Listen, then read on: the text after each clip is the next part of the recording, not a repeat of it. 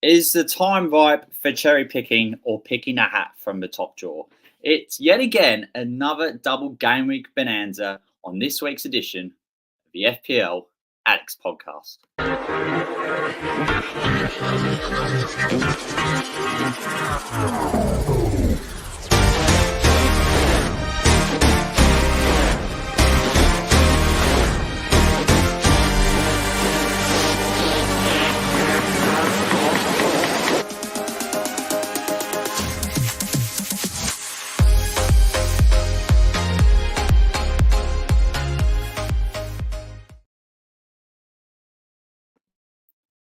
Good evening, fantasy managers, or good morning, wherever you might be watching around the planet. Welcome to the Game Week 28 edition. And in this edition, we've, of course, got Reedy on your top left, but as well, the special guest, the one and only from the epic FPL Juice Box channel, reporting live, you couldn't say as a Sky Sports news reporter, Kenilworth Road, in Ash. Ash, good morning to you. Welcome to our show. I don't know if you can see me, but I was like doing the old big fish, little fish cardboard box as the intro music was kicking in. That was quality. Love that. Yes. Yes, fellas. Great to be here, guys.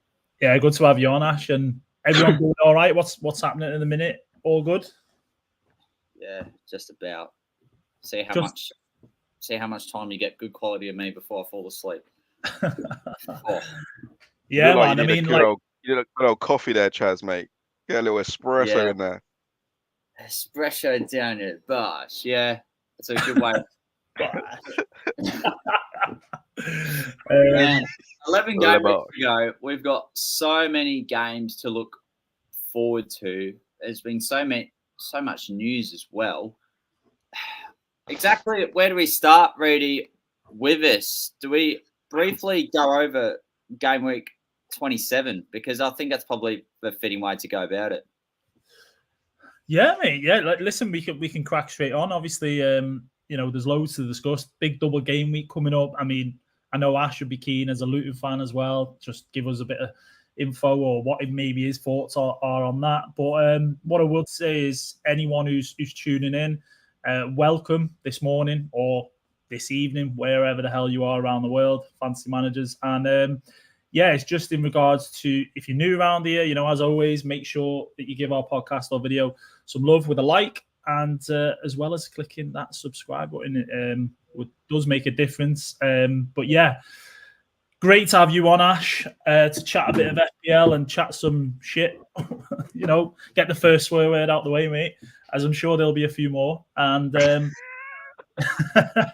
and yeah, I don't know if I like that I've got this reputation as a swearer. I don't know if this is a good. Yeah, no, I think what. I don't think it's I don't think it's the swearing as much. I think it's just that. I don't know. I think with Chazza, us being a bit older, the FPL Juice show, like to throw a few F-bombs about every now and then. It is what it is. You know what I mean? There's no thingy on this podcast, is there? Listen, we are who we are, Reedy. Do you know what I mean? And we're exactly the same on the Juice as we are in real life. That's just us. We're not a children's podcast. That's the first thing I'd like to say about anyone that tunes into our show and you let your children watch. You do so at your own peril. All right, we're an adults podcast, adult show. All right, so you've been warned. There we go. Well, what I will do, Chaz, I suppose, is the review of our game. Fire away, mate. Fire away. No, all good. Before we get to the game week, as a Luton supporter yourself, Ash, first of all, in brief terms, how's your fantasy season gone? And in your eyes, who's been the best Luton Town prospects in fantasy football? My season started off really badly, as it usually does. And after Christmas, I went on a string of 7 green arrows in a row.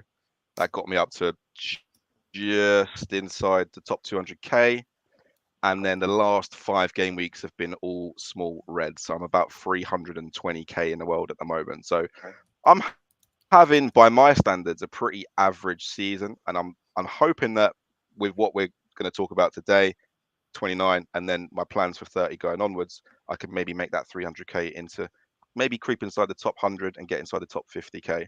So it's been started off bad, but as increasingly got better, and I'm hopeful that I can finish off strongly. In terms of Luton, from a team perspective, we've outperformed everybody who thought we were going to get less than 9 points this season. We've done so well. We've got a team that plays for each other, got real fighting spirit, and we can score goals. We've already shown we're way better than Sheffield United, Burnley, and I think we've got a really good chance of staying up. And in terms of FPL prospects and players, Carlton Morris has been the one. I think we said that from the outset. We knew he was going to be the best player at Luton because he's the number 9. He's vice captain after Lockyer. He takes the penalties. Adebayo has been a surprise package for a lot. It's a big shame he's out injured at the moment. And Alfie Doughty has been class for us as well. So yeah, Ash. there you go, Kazza. There you go, mate. Yeah, a few players. Obviously, it's difficult. I think sometimes when you're a team like Luton who've just been promoted, you know, who are going to be the standout players and stuff? Who are you going to sign that's going to live up and be able to, well, step up, I suppose, in the Premier League, because it's a big jump in class. But yeah, cheers for that, Ash. And I mean, as I say, or as Ash has said as well, Chaz, I think we'll dive in, obviously, with the double game week to come with Luton and stuff. I think what we'll do is we'll get stuff out of the way, the boring stuff, I suppose, right? And that's our mini league, or I say mini league, how we've done in game week. Was it 27? It'll be. So how we scored and so on, Chazza. Yeah. Cool with that? Yeah, I'm cool with that. Ash, how did you go last game week before we go on to our own league? Oh, I don't remember. It must have been really bad. I'll show you how you got on. I'll show you how. I know. Go on. I got 70 points. I got. It wasn't as bad as I thought it was going to be. Again, like I say, it was a small red arrow. 70 points against an average of 63. I only had 2 players that didn't return, which in a normal week, normal circumstances, you go, that's pretty good. Like the only ones that didn't return were Trippier and De Bruyne. What rank are you returned, but they were just really like kind of. Are you about like 330k or something? Yeah. Am I? 390, I think it is. Let's let's bring it up. I'll get it for you. Oh, okay, sorry, 392. It's 392, yeah. There we go. This is what we're looking at. This is Ash's team from last week. 70, you said you scored, didn't you, Ash? So pretty decent score in a way, you know. You can't. Gordon Bradley, good shouts, and Areola, what a geez, that is good. That's some juicy points. It's very juicy, mate. That's what we're talking about. That's why he's there. It's what he does. You know what I mean? It's what he does. 30 points, get in there. You know what? It's about time, because although he's been the cheapest goalie this season and very, very popular, he's not really been delivering. It's very in spurts with him. And it's just lovely to get a real haul from him. And now he's propelled himself to the top of the goalkeeper charts. It's like, yes, finally, decision has been justified. So, yeah, very, very happy with him. And obviously, having him allows you to go and spend that money out on the outfield players, doesn't it? So, yeah. But there we go. We'll obviously look at Ash's team for the upcoming game week. But yeah, Chazza, take it away, mate, in terms of the mini league. Fire through it, mate. Rattle through it, whatever you want to call it. Rattle through it. That's exactly what I'm going to do. As always, start off with the person who's already retired this season, Oliver Walker-Peel, managing on 51 points. A couple clean sheets down back, had Foden, Bowen, and Haaland. Doughty on the bench, and Dubravka on the bench. Oh, that's just agony written all over it in a piece of art. That's what it is. So that's Ollie's. Rev's side, Greedy, if you want to have a word of this, go for it. 69, not too bad. A particular player that stood out here, or a good point of difference? I mean, I suppose you could probably say Watkins doing it again. I mean, everyone's got it. Everyone who's kind of engaged and stuff has kind of got him. But then, you know, people brought in Son last week, so I guess it'd be Son. You know, Saka's been great lately. Areola getting the points, like Ash said. So So yeah, 69. It's decent enough, I guess. Decent enough for Rev. It is. Jack up next. Again, 69 points. And we've now going through 2 of the 3 players in our league who scored exactly the same 69. Coincidence?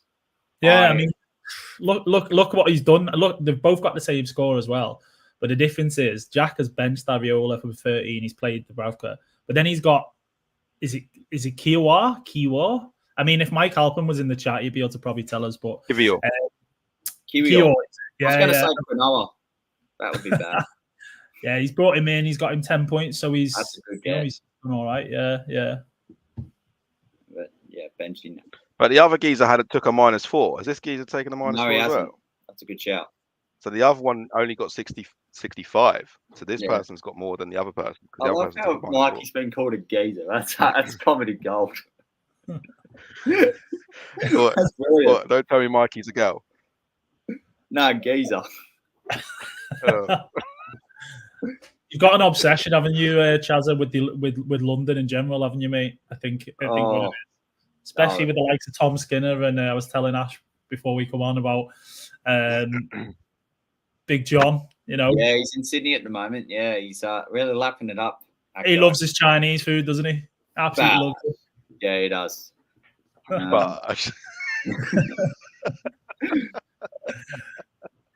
Elliot's side, who also scored 69, a different way to go about it. In actual fact, he scored 69 with a wild card being played. But the bench. Ash, any particular play here that was a good point of difference in this side? I mean, I don't understand what's going on here. Why has he got 2 Luton on the bench? Probably. What is he thinking here, bro? I don't understand why Morris is on the bench. I don't get that. And Doughty over any of those defenders every day of the week. Yeah. I mean, Fulham keeping a clean sheet as well. I know they were at home to Brighton, and Brighton have just been are just not having it great lately. They've been smashed by Fulham, been smashed by Roma. Yeah, it's not looking good. But yeah, 69 again. There's a lot of 69ers going on here. Dirty, absolutely. You lot love a good old 69, didn't you? Absolute wrong-uns. In fairness, Reedy and I would have to disagree. We love 81s only, and that's what we both scored. Reedy, take it away with your own set of 81s. Yeah, man. I mean, 81, got to be pretty happy with that. Apart from that absolute troll at the back, Estupinan. I mean, I knew going into this game week I'd have a problem because Estupinan, Adogi, Moreno, Gusto. Like, who do you pick? Who do you start? Yeah. And it just turned out that Gusto was the one that I didn't go with. But 81, I mean, like I say, I can't complain too much. Went with Haaland template, and everyone else kind of like pretty much scored apart from Adogi and Gross. Yeah. Foden's the one at the moment, isn't he? Foden's just absolutely smashing. He's the highest point scorer now for Man City, and at his price point, he's just offering terrific value. And like for me, my big decision was for that double game week in 25? Yeah. Where Liverpool and City had the double game week with Luton and whoever else it was, Brentford, I think it was. Yeah, and I had a decision between De Bruyne and Foden, and I went for De Bruyne, and that's probably my biggest mistake of the season because Foden's been outrageous. He has been. Yeah, and I mean, before you go on to that as well on your score, Chazza, because you got De Bruyne and Foden actually, funnily enough. I think like you got the glimpse, didn't you? We saw what we saw from the Newcastle game. I think was there another game as well? He got a return, and then people were like, "This is a double coming up." If De Bruyne is back, you know, a hat trick. Oh, is this Foden? Is this? Yeah, Foden. Yeah. Yeah, he's killing it, man. He's smashing it. So onto your team then, Chazza. 81. Yeah. Wow. Same score. Ash should be buzzing up. I fielded Alfie Doughty, and to be honest, I'm a big fan of this guy. At home against one of the top sides in the league, I just felt that's a really good Alfie Doughty game for him to be a part of. So I just felt that was going to be there for the taking. Areola, quite fortunate with a penalty save. Did consider fielding to Brafka, but I really just don't like Newcastle at all at the moment. And he hasn't been that much of a priority to transfer out. Gabriel, Saka, Palmer, Watkins, that kind of does it, to be honest. And Haaland with his late goal skip, I like the majority. Nice. Yeah. Dominic Solanke, actually. Did you own Solanke this week, Ash? I don't think you did you? I don't think you had him, right? No, I've not had Solanke, no. Yeah, so we're probably a little bit excuse you, Ash. A bit underwhelming from Solanke. No, it's all good, mate. It's all good. And so, as long as you don't die on us, that's the main thing, mate. We don't want that happening live. I'm still a little bit under the weather from last week. I'm going to try and mute when I cough. I'm sorry about that, boys. All good, man. All good. But yeah, so Solanke, people brought him in, didn't they, with the fixture against Burnley? It was like, will he start after the whole knee thing? But he only got a 2-pointer, which, I mean, I was happy about. I don't know about you as well, Ash. But yeah, on to... That's done and dusted. I was very happy Solanke blanked, mate. Yeah, same, man. I mean, as long as he does the business this week, which, I don't know if you're going to have him anyway, Ash, but I certainly will.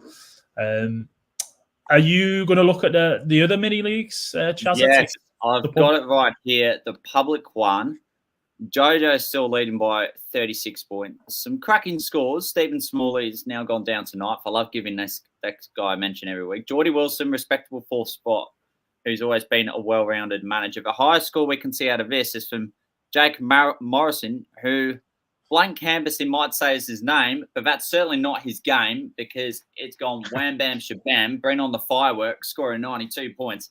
And there's some good picks here. I really like the Douglas Luiz here. Ollie Watkins, captain as well. That is excellent. On Muniz on the bench. Oh. Yeah, man. Big Muniz at the minute. He's looking half decent, isn't he? I mean, they signed Breuer. They lost, obviously, Mitrovic. Jimenez has not been doing too great. And this guy, Muniz, has just come in and he's just coming in, big dick energy, That's the way it is. Yeah, I totally empathise. I totally get it. Yeah.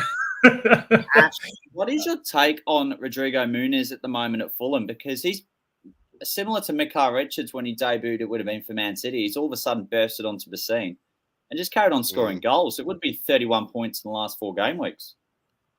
Wow. We talked about him in good length on the Juice show on Tuesday night. He came up in our thermometer segment. And I think we were all pretty much of the same opinion that as a player, he looks like a real prospect. Like you watch him play, you see what he did to Man United's defense. Like he was such a handful. Back to goal, hold up play, real eye for goal. Doesn't mind the one touch finish either. Gets about, bit of pace, runs the channels. He seems to have it all. And the fact that since they lost Mitrovic, they've tried to replace that number 9 with people like Raul Jimenez, like Carlos Vinicius. They signed Armando Broja on loan, who can't get in the team. This guy's gone, right. We need to fill this position. I'm going to be the guy that takes the shirt. And he's just taken it. And so for Fulham, it's fantastic for them. Shout out to Com in the chat. Yeah. He's a big Fulham fan. He's been absolute revelation for them. From an FPL standpoint, though, I just don't see how he fits into our teams with so many better strikers available. Haaland, Watkins, Tony, Solanke. Who else have we got? Solanke, Morris for the that was it. Solanke, Morris for the double. So where he gets in the team, I struggle to see it. I think for after this little tricky patch of the double and then the blank, if you're gonna go to maybe a 3-5-2 formation and go with 2 premium forwards, maybe like a Haaland and a Watkins or something like that, then you're gonna need a really good bench enabler forward, and he's gonna be that guy. He's gonna be that guy because you don't mind at 4.5 him being on the bench and him coming off if someone's randomly injured. Yeah.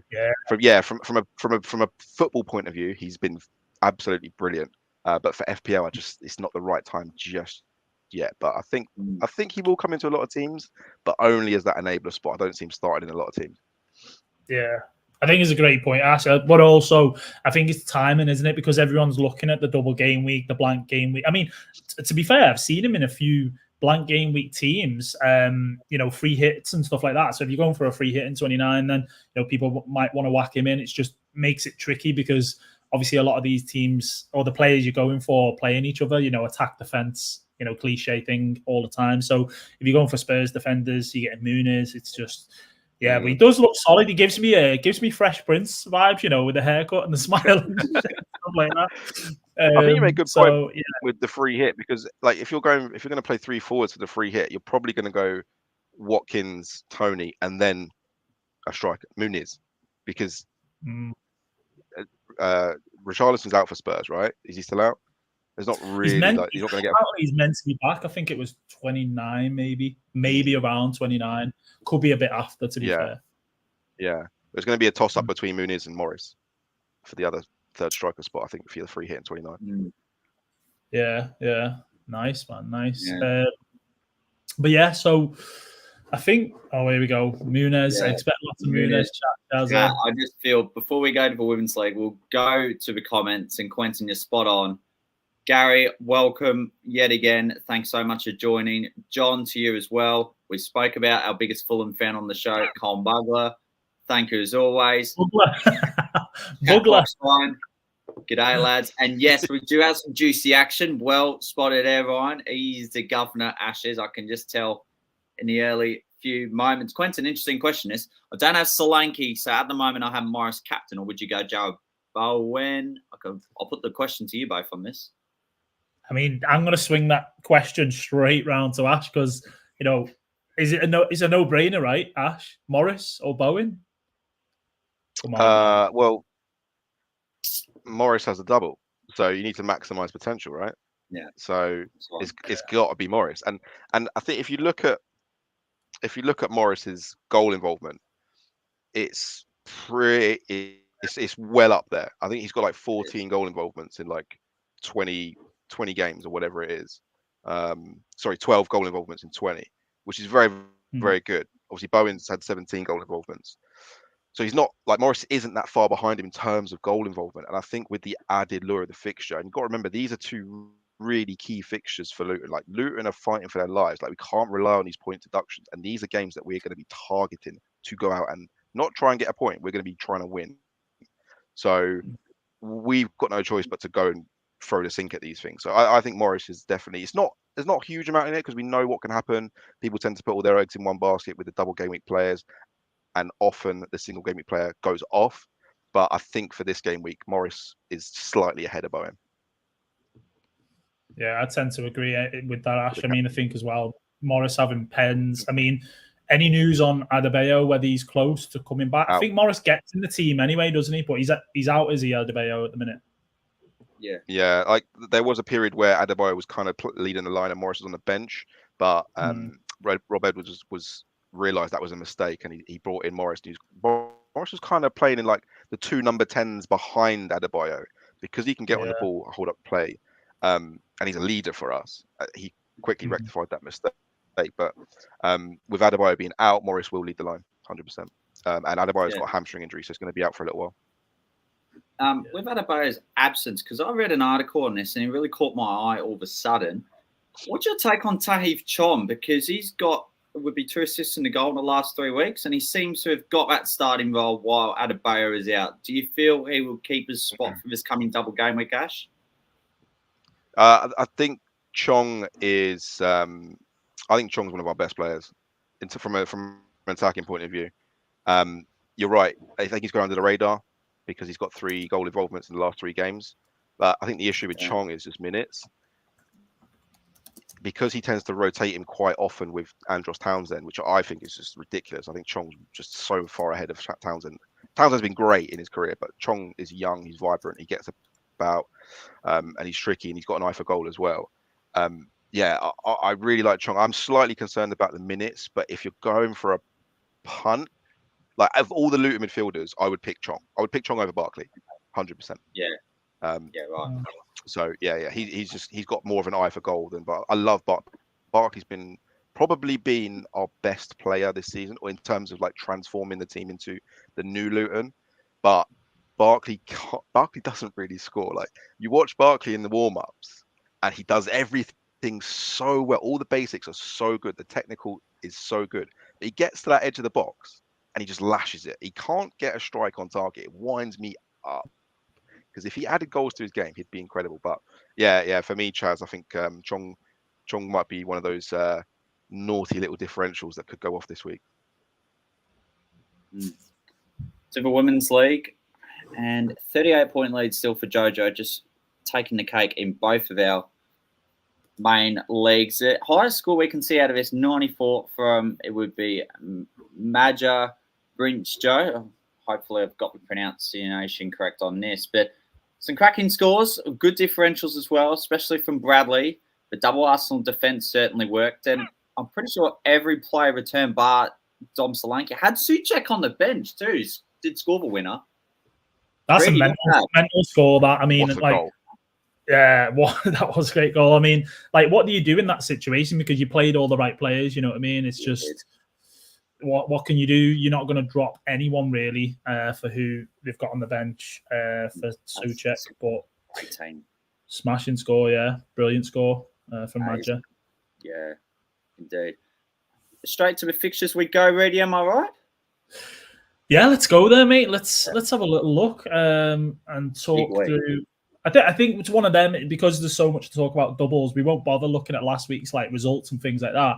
Let's just dive straight in and have a look. And the first one that obviously not springs to mind, but Man United Everton. It's a weird one. Over the years, obviously in FPL terms as well, we've all had United players. Like, we'd have a Bruno, we'd have a Rashford. Now it's just not even a thing. Like, they're so bad, and we know that Ten Hag might not even last the season. Højlund at one point was obviously a great pick. He was in form and so on, but he, might be back, might not be yet, and it's probably not the right time to pick him. But I don't know. Do you boys see Everton getting anything from that game? Like, they need the points, right? Over to you, Ash. Yeah, I think Everton get a draw here. I'll be honest. I think Man U without, like, I was going to bring in Højlund before he got injured. That was it 27. He got injured. 26, I think it was 27 or was it 26. Whenever it was, when he got in, I was going to bring him in that game week. And then he got injured, and I was like, right, who else can I bring in from Man U? And it was like, Garnacho is probably the only other option, maybe Rashford. But I feel like without Højlund, they're attacking wise, they're just nowhere near as good. They're so unexciting. So, and you saw what Fulham did to him at home. Like, and Everton are down there really fighting for their lives. And Everton are a tough team to score against. Right, they don't score a lot of goals, but I don't know. I feel like this one's kind of a 0-0. I think it's going to be a bit drab. A bit thingy. Yeah. I would like me and the guys in the Streamception crew. We've got like a little fixture prediction thing going on. So I kind of done my predictions already for this game week, and I've got this one as 0-0. So yeah, I think Everton can get a draw out of this. Yeah, fair enough. I probably agree. It's not on. It used to be a pretty decent game on paper, but as things stand at the minute, it's not great. I think obviously everyone's looking at Bournemouth.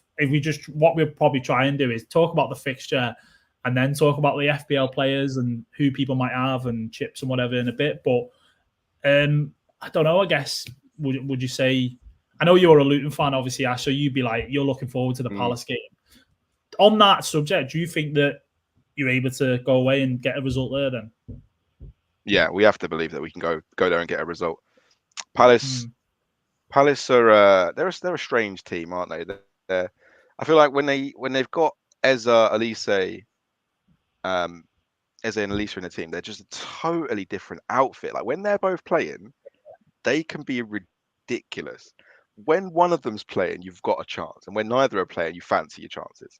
And they've also got Gahey out as well, who's like their commanding lead centre half. So we have to believe that we're going to go and get a result here. I'll put 2-1 to Luton on my fixtures. I think we can do it. Obviously, they've just got the new manager in. He's going to be wanting to implement his ideas. Maybe there's going to be a little transition. I know they changed formation last game week. They went to a 3 at the back and then 4 across the midfield, which could play into our hands because we like to push Doughty and really high and wide on the left, and Ogbene with his lightning pace on the right hand side. I think we could cause their back three some real problems. So yeah, I think we'll be targeting some at least a point here, but I'm going to go a very optimistic 2-1 to Luton on this one. 2-1. That's what I mean. Do you agree, Chaz? Do you think that at least minimum they should be getting a point from this game, Luton? And if not, why not go there and kind of win and get all 3 right? I agree. I'm going for a 2-2 draw. I do think Luton are deserving of a point. I think Palace are very attacking under Glasner from what I've seen. And we're probably unlucky away at Tottenham last Saturday to not come away with at least a point in that game too. They were just gassed in the last 10 minutes, in fairness. Now, before we get to the other fixtures, if there's one match I just want to briefly mention, I think it's going to be a standout, especially from an FPL perspective. It's Liverpool versus Man City because of the transfer traffic of a lot of managers this week. A lot will be transferring out Man City attackers before that blank come next week. And you have Liverpool who they really just want to carry on their run at Anfield too. It's a huge game in terms of the landscape of the league and so on. Obviously, Arsenal play Brentford at home, so you're thinking the way Arsenal play it in a minute, it's absolutely smashing teams, putting goals past people for fun. But yeah, Liverpool, City, it's probably just because of the way the league's gone the last few years and City winning it and us kind of trying to compete, it's probably become the biggest game on paper and kind of generally. So it's going to be tough in terms of FPL, as you said, Chazza. People taking out Haaland for Carlton Morris and Luton legend. We've got people taking Foden out. Foden smashing it lately. Like, what are people doing, man? Like, De Bruyne, the thing is, De Bruyne is a bit more kind of, justifiable because people who've had him maybe like, listen, I don't care if he's playing Liverpool. He plays Liverpool, then he blanks. Another thing from John here, he's just popped up. I noticed he said, Salah in. Are people going to go early and just get him and bench him for next week, boys? What's the situation, we think? Would you? All right, I'll tell you what. Would you do it if it was a luxury move, if you could afford it, whatever else, other things weren't coming into play? Would you get him this week, or would you just wait? I would. I think it's too soon. Yeah. Did he come on in? Did he come on in Europe? Yeah, he did for 20 minutes. He came on last night for 20. For a bit. I he think, scored as well, but it was offside, I think. I don't know. I think it just depends on who else is available. I think I don't think they can afford to do the same mistake they did before, where they rushed him back against Brentford, and then he pulled up again with another injury. This is the business end of the season now. They're still in 3 other cups. They can't really afford for him to be breaking down again. So I personally think he will probably start on the bench for this one, and if they're behind, then he comes on. Other than that, I don't think they'll risk him. Yeah, I really don't. I don't see what the point would be. Yeah. As much as I completely get where he's coming from, I think Klopp is going to risk it, roll the dice and start it. I think he starts. I think he does start, but I do, in terms of FPL context, like if you're wildcarding, people might think, do you know what? I'm going to bring him in 30, right? Which is funnily enough what I'm going to do. But I'm going to bring him in. So let's see if he comes back, if he's fit, if he's good. Like, he played some minutes last night, but it is definitely a risk. I can't deny that it is a risk. But yeah, so I mean, keeping it short and sweet in regards to it's a massive risk, and you got to remember, like the last game when he came back was Brentford. He started on the bench for that, and he only came on because he had to come on because of the injuries to Jota and was it Jota that came off injured? Yeah, it was Jota. Yeah, it was. Yeah. So, like from an FPL point of view, I think you're absolutely bang on.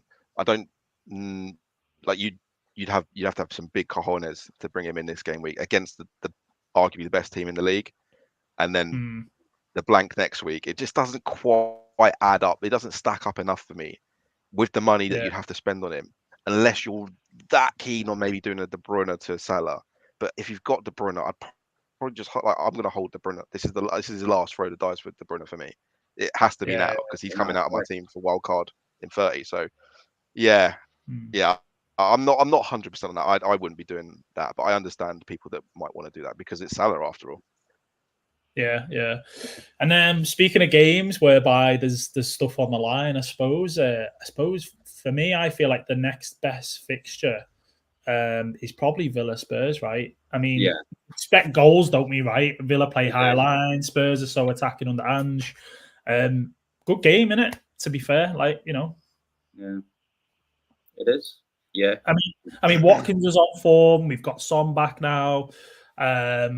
Douglas Luiz is like one of the highest FPL point scorers this season.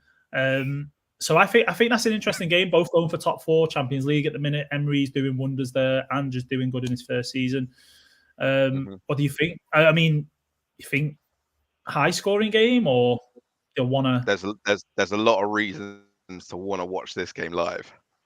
Yeah, because they're 2 teams that both play with high defensive lines, with strikers who are both very, very quick. Like Son's likely to play up front for Spurs. He's quick. Yeah. Watkins is quick. Like there's going to be so many balls in behind. I think this is just going to be like Premier League, like Sunday League version of Premier League. Like it's going to be. Yeah. I hope it's that, because it's built. It looks like that. Do you know what I mean? It looks like 2 really attacking boxers going to fight each other, and they don't really care about defending. It's just like who can hit the hardest. And there's a lot of options to get excited about. Son, Maddison back in contention now. Brennan Johnson, does he play? Timo Werner's a bit of a differential. Do you know what I mean? So there's some real good options there. And in Villa, we know Watkins, that, like you said, Douglas Luiz, Leon Bailey. I've got Leon Bailey. I'm very excited to see what Leon Bailey can do against this team. I wouldn't be so sure about starting some Tottenham defenders. Like I've got Udogie. I don't see him keeping a clean sheet, but he was never really there for cleans anyway. He's there for the attacking returns. But yeah, I think I've got this down as a 2-2. I think there'll be at least 2 goals easily. See, I think this is going to be. I don't know if draws. A draw is possible, obviously. I mean, Villa nearly drew with you guys last week, apart from that Digne goal. Yeah. Absolute troll he is. I mean, he's just a troll in life and in FPL, like that guy. But yeah, here we go. So didn't Son? Yeah, it's true. He scored a hat-trick of offside goals last time out. I think if Villa don't come up like the Villa that we've seen this season, starting on the front foot, just absolutely going at teams, smash a load of goals. Even if Villa get the first goal, I feel like the way the game will pan out, that Spurs will end up coming back and maybe even winning like 3-1, 4-1. That's the only problem with Villa. But I mean, then again, Ollie Watkins might have something else to say about that. So it is such a juicy game on paper, and considering, as I say, what's at stake, and FPL assets, it's probably, apart from Liverpool City's, I think it's up there. It's the second game of the game week. I know we all know Bournemouth have got a double and Luton have got a double, which we'll talk about in a bit. But Chelsea-Newcastle, I suppose, is the last one to cover, really. I mean, nah, it's not even worth covering, to be honest. Is it not? Is it? No, I don't think so. Those 2 are that poor now. We're just like, that poor, it's just Cole Palmer in it, and that's it. He's probably at the nail on the head. Yeah, mid-table, isn't it? That's the thing. So I suppose that's it for the fixtures for the game week. In terms of, go on, Chaz. You're always ahead of me, one step ahead. I'm like, insert, and then Chaz is straight on it. Go on, mate. Sorry, I've got a bad habit of interrupting. I do apologise. I was thinking transfer traffic. Should we go into that, or is it too early? Stick it in there, mate. See what happens. Let's go straight down. Top transfers in and out for this game week. Any surprises from your perspective, Ash, on how the traffic is travelling? Not really, no. In terms of transfers in, I think Solanke, Morris, and Doughty, they're literally the 3 I was going to bring in. I've not even seen this, by the way, but they're the 3 I'm going to bring in. Solanke's got a double, Morris has got a double, Doughty's got a double. They're the 3 best options to have from those 2 teams. Bowen, I think, who West Ham got this week? Burnley at home. Yeah. Burnley at home. Burnley are just becoming like another Sheffield United, didn't they? We've just got a few whipping boys in this league now, haven't we? So I can see why people are targeting whoever Sheffield United or Burnley are playing against. It makes sense. So no surprise there. And Son, I think people jumped on Son immediately once they knew he was back fit and starting up front. Captain and penalty taker for one of the most attacking teams in the league. It makes perfect sense.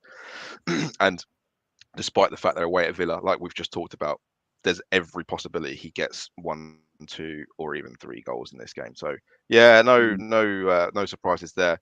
I'm slightly surprised by De Bruyne transfer out this week being that high. Yeah.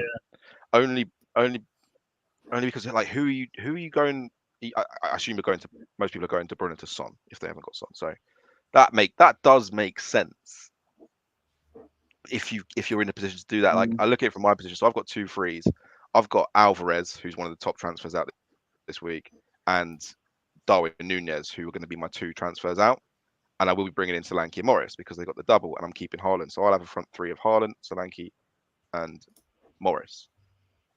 There's my 2 transfers gone. And do I do a hit for De Bruyne to Son? No, I'd rather just let De Bruyne ride because he's got the capability of winning this game, like being in the match winner and racking up 3 bonus points.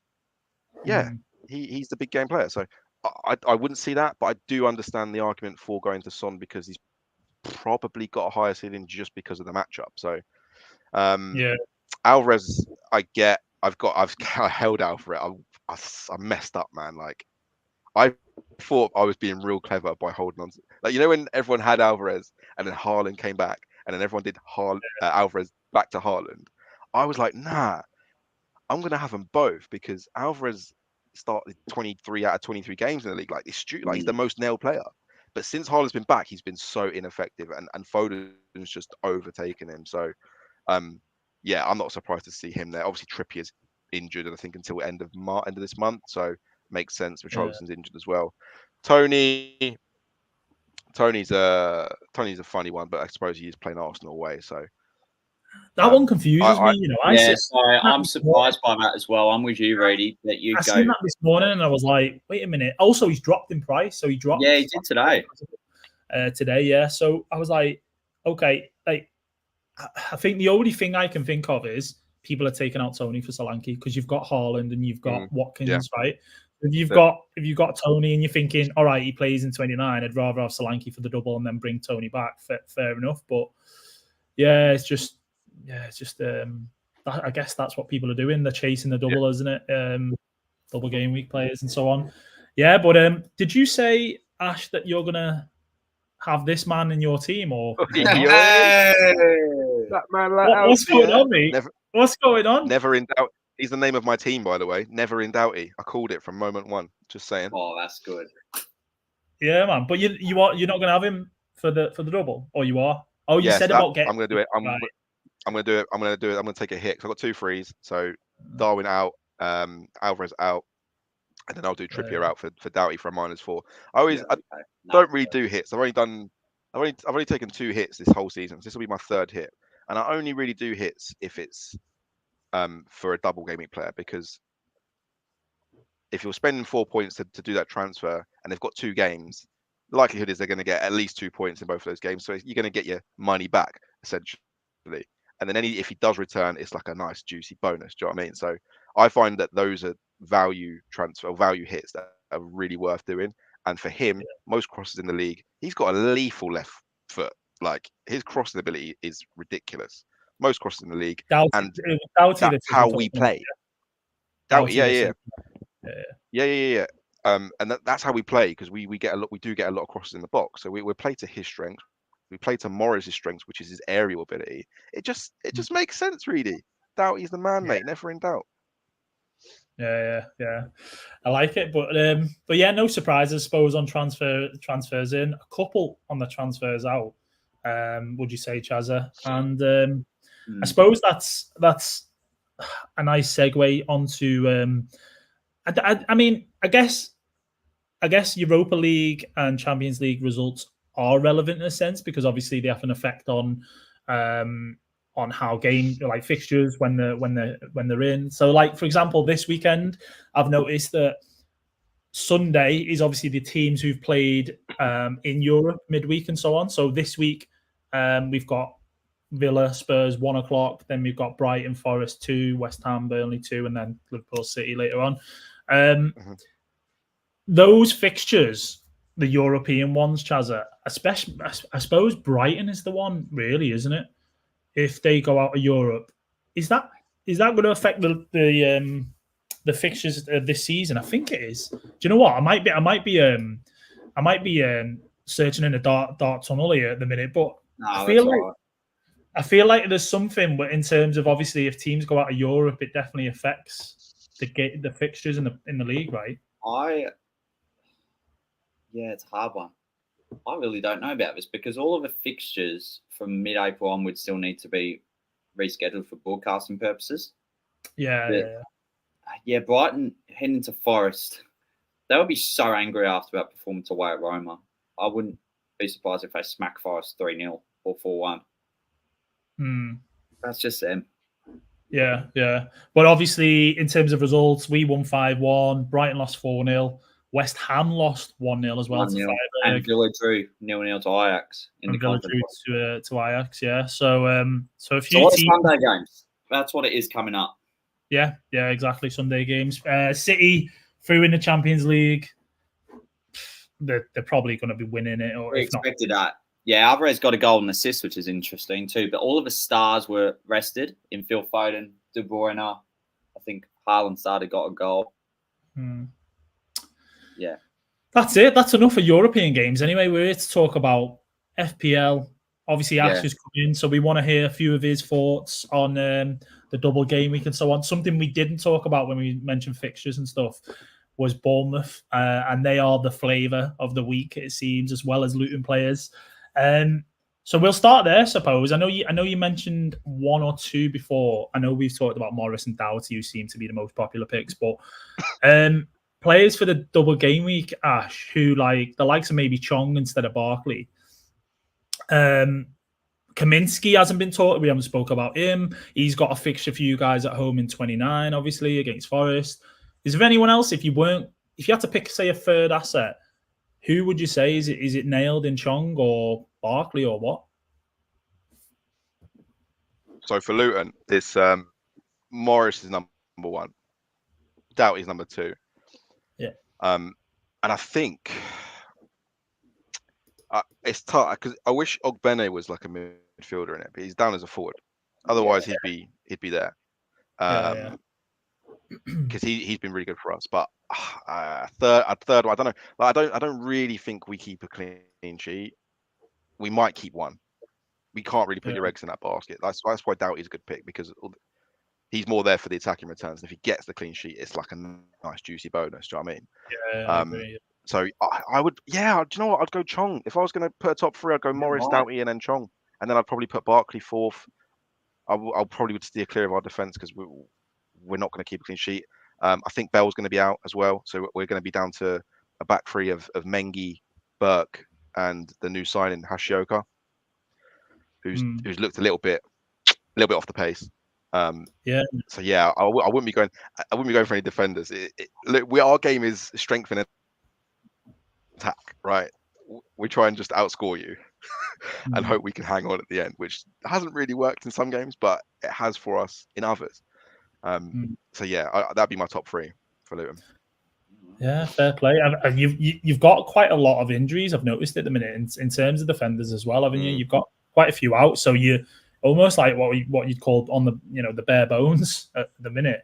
Yeah, we are really struggling. Lockyer's obviously going to be a massive long term out for us after his second cardiac arrest.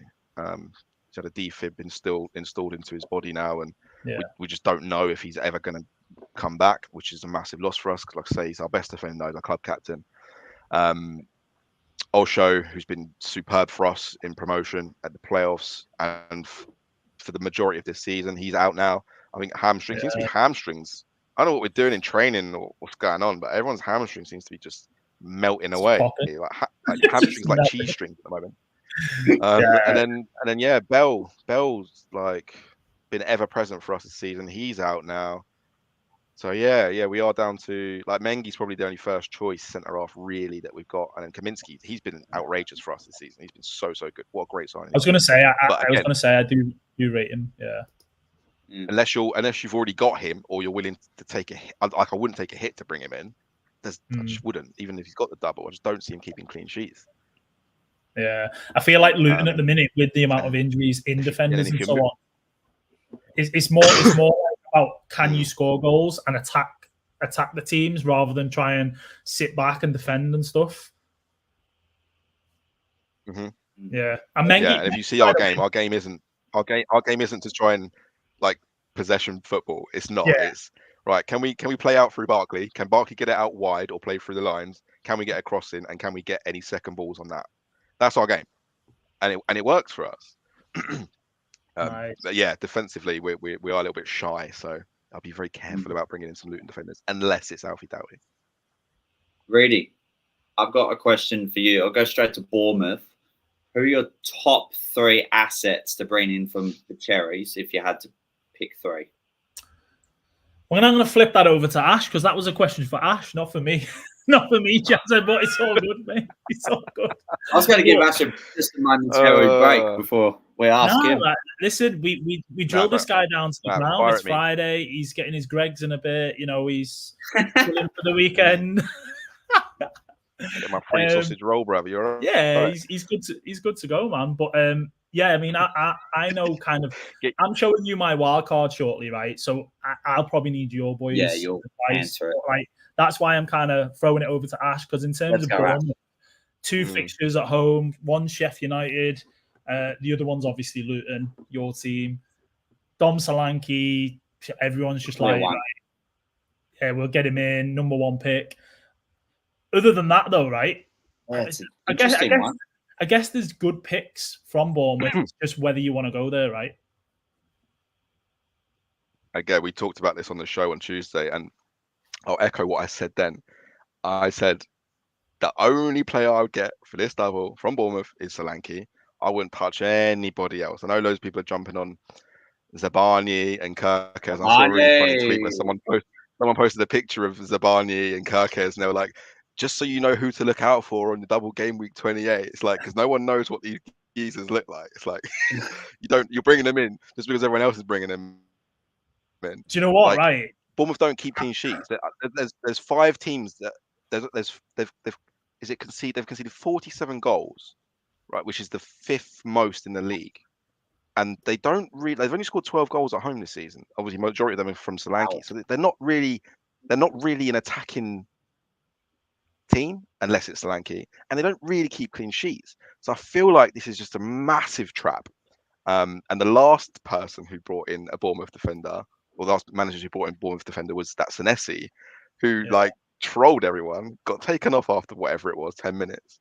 So I'd just be very, very careful. I genuinely think Solanke, if I was going to go for a top 3, I'd go Solanke, Semenyo, and then, I don't know, Neto. Ooh, interesting. Yeah, well, I think I genuinely don't care. It's Solanke and then everybody else. Yeah. Come on, Cole. Me and Cole are boys, mate. We know what we're talking about. Cole knows. Just in case, as I say, as you said, Ash, you want to know who these or what these guys look like. I actually thought I'm going to go out there and say that I actually thought this guy was black because I looked at the name, like, I've never heard of this guy. Like, surely it's like this. Wait, is this Zabani? Yeah, this is Zabani. Like, never heard of the guy. He looks like one of the Chuckle Brothers, I'll be honest. And I was like, what the hell? He looks like the Irish actor from Saltburn. Yeah, he does a bit, to be fair.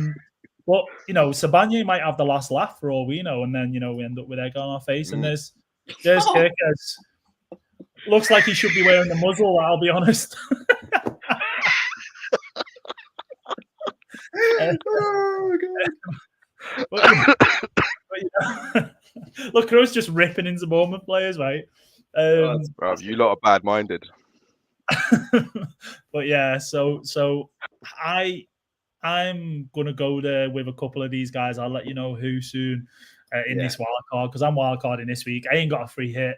I'm going early, but yeah, that's the Bournemouth insight from Ash. In terms of I think you mentioned something about City assets. I think we spoke about it earlier, taking Haaland out for Morris, taking out Foden and stuff.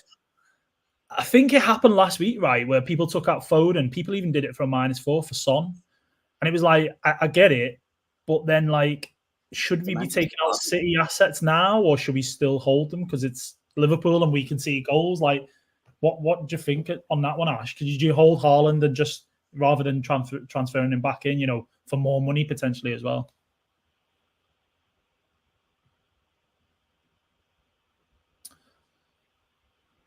Don't think we can hear him. I don't. Microphone is sorry, I think I had my working. mute on. I had my mute on because I The was mic man is back. I was coughing. You were dying of death. Yeah, I'm still feeling a bit crap, but I wouldn't be taking out Haaland if I had him. He's 23 goal involvements this season. All right, it's not been the same as last season, but it's still absolutely incredible. And then you're taking him out for, say, Morris. Morris 12 goal involvements. So, you're running a real risk by taking out someone who's so clinical and so involved in all of their goals for someone who, may get a goal or may get a couple. Yeah, It is a tough. I just couldn't do it. Like Alvarez, yes, I can justify doing Alvarez out because Alvarez hasn't been clinical enough. Alvarez hasn't been in good form, so that's an easy. Yep, all right, Alvarez, you can go. Morris, I'll let you attack this double. Thank you very much. Darwin, similarly, I don't know if he's going to play. He might be injured. I'd rather lose him and bring in Solanke, who I know is the main man at Bournemouth. Got a really good chance of getting a goal or two. Haaland, I'm struggling to do. De Bruyne, I'm really struggling to take out as well. I just think he's such a big game player. I wouldn't do it. I wouldn't do it. Yeah. But that's just interesting. Do you feel the same, Chazza? Do you feel the same, Chazza? I mean, I'm different because I'm wildcarded, so I guess it doesn't apply to me as such. Or it does. I mean, I could keep Haaland, obviously, but yeah, I'm different as well here. Yeah. In fairness, I think it depends on chip strategy. Because if you've already played your wild card, then I feel it's best to keep Haaland. But if you've got the wild card up your back pocket, I don't see what there is much to lose, especially over a period of the next 2 game weeks. But when you look after game week 30 as well, you're probably going to ask yourself how many times you're going to captain Haaland. He's at home to Arsenal, then at home to Aston Villa. And then on the flip side, you have Son who's at home to Luton. Bukayo Saka in just after game week 30 would have Luton at home at some stage. And then Salah's Brighton and Sheffield United both at home. So how many times are you going to captain Haaland in that period? It's a good point. It is a very good point. I think it's just that. I think that comes down. Go on, Ash. Yeah. Sorry, Rudy. I was just going to say, I think it just comes down to if you're one of those managers who prioritizes fixture over form. Yeah. And that can often bite you when you target a fixture. You go, oh yeah, that's a plum fixture, and it's probably less so this season that we're having this sort of discussion because we know like everyone who plays Sheffield United, they're probably going to score 2 or 3. Everyone that plays Burnley, probably going to score 2 or 3. But when season's gone by, you try and target a fixture, or it looks like the easier fixture, and it doesn't always work out. And I think over time, I've kind of learned that it's kind of player over form over fixture. Is that player a dangerous player? Is that player an action player? And for me, Haaland is, well, you just have to look at the numbers. He's the 3rd highest goal involvement of any player this season, and he's been out for several weeks as well. So I'm really struggling this season because part of me just wants to go Haaland perma captain because I know he's going to score. I know he is. I don't know. He might score 2 against Arsenal and score none against Wolves or whatever. It's so hard, and I get why people target certain fixtures. I totally get it. I totally get what Chaz is saying. I find it really difficult when I go for that differential captain, and then Haaland goes off and scores 2 or 3. I'm like, oh, why didn't I just captain him? You just go really like that. You can't go like, why am I being stupid? Why didn't I just keep it simple? But like I suppose it all comes down to what's the optimal way to play the game, and do you have a risk appetite, and all this sort of stuff. But I guess that I think for me, I've I'm sick of captaining Haaland. The last few weeks, all I've done is captain Haaland, and I yeah, it's agree. an easy decision, and yeah, all right, it's the way to play if you want to stay up there or climb ranks, whatever, because it keeps your captain simple, and then any other differentials you might have might get points. But that's so hard because the teams then they're so similar. So who you can have like one player different, maybe two. So the next 3 game weeks, like this week, yeah, all right, everyone might be captaining Solanke or Morris or whatever, but it's just different to Haaland. Game week 30, no Haaland, we get to captain someone else again. Game week 31, they play Arsenal. I'm probably not going to captain Haaland. And then, all right, afterwards, City's fixtures are, the great Villa, you probably argue you can captain him for sure. Then the fixtures after, you probably can go Haaland. So I just like the fact we've now got this little bit of a break from captaining Haaland. Yeah. I mean, people will captain him this week against Liverpool, which is fair enough. But I guess it's just how you want to play the game. If you're not going to captain him, is there any point having him? There we go. At all? Yeah, that's my point. Because you'll find that people that are very risk averse, a bit like me, are probably going to go down the route of like last week, right? So most people went Haaland captain for the home fixture against United. Yeah. Saka, who's the most informed player, was playing the worst team in the league, and somehow Haaland was still more captain than Saka. So the majority, I think it's fair to say, of people are still going to go for Haaland. So basically, is there any point having him in your team? Because if you have him and don't captain him and he scores 2, it's going to hurt your rank. You're better off just going for a Tony or a Watkins or a Darwin or someone that's going to give you some upside. Do you see where I'm going with that? Yeah. Does that make sense? Yeah, 100%. And I think some people are actually considering going without Haaland until like game week 30, 31, 32 even, or something like that. It's like, I'm going to go without him. Salah's back, you've got Saka, you kind of cover yourself. Some people are even going to go back to Darwin, which I'm not one of those, just because even though I love him as a player and I love what he brings, I just can't do it because I know inevitably it's just going to frustrate me. So, I might end up with egg on my face. I might end up that Darwin goes and smashes it this back end of the season, but I just don't see it personally. So it is definitely something to think of because, you're always gonna potentially end up feeling pissed, annoyed, upset if it bothers you that much with FPL, which it can for some people. I don't know. If you go without Haaland, right, and he smashes it, you're just like, why? Why? So yeah, it is definitely food for thought. Considering that people are wildcarding, people, are just doing it for a hit as well. Some people are doing it for a hit this week. But another thing I want to mention about chips as well, Ash, you mentioned before, you said before, sorry, about wildcarding game week 30, right? Are you set up then for A, the double, and B, the blank, and so on at the minute? Are you going to use a chip maybe? Are you going to use 29 or what? Yeah, so the plan is I'm going to, my transfers for this week, I'm going to take a hit and do 3 transfers. Going to get 2 Luton players and 1 Bournemouth player in for the double. And then next week I'll be free hitting. So I'm just going to try and put together the most optimal team I can for those 4 fixtures. And then I'll look at it, mate. I've not gone any further than that. Game week 30, I will look at my team and I will assess what I want to do.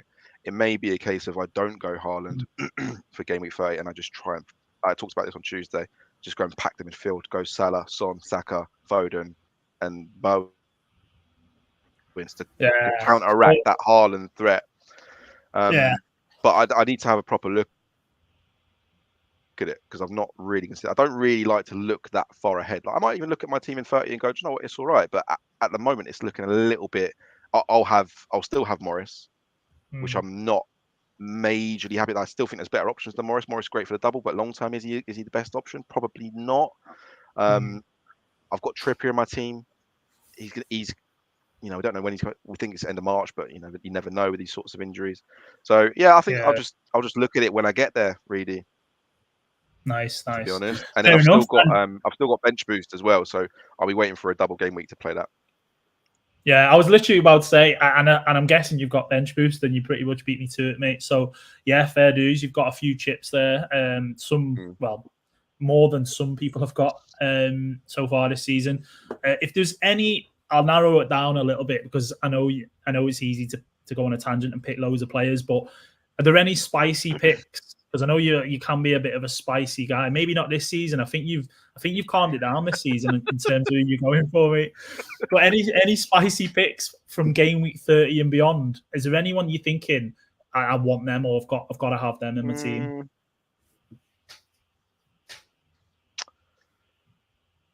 Not really. I'll be honest. This is going to sound really boring, but I don't know. Like, I've had a little cheeky eye on Elanga from Forest. I think he's a bit of a differential.